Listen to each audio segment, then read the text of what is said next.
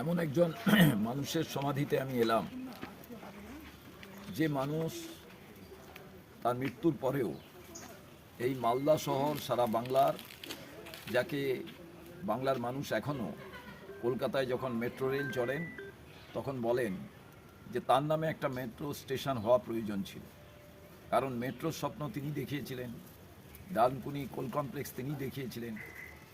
যখন গৌড়ে আমরা আসি তখন গৌড় যখন চলা শুরু করে তখন মনে হচ্ছে বরকত গনি খান চৌধুরী চলা শুরু করছেন।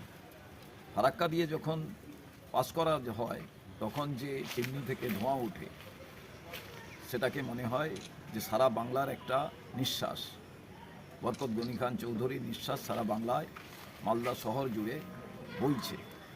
বরকত গনি খান চৌধুরী এমন একজন নেতা ছিলেন, তিনি খুব ভালো বক্তা ছিলেন না, কিন্তু তিনি বাংলার মানুষের কাছে আরেকবার সেই নেতা হিসাবে প্রতিপন্ন হয়েছেন, যেটা মোহনদাস করমচাঁদ গান্ধী বলতেন যে আমি কি করছি সেটা দেখো, আমি কি বলছি সেটা দেখার প্রয়োজন নেই, সেটা ভাবার প্রয়োজন।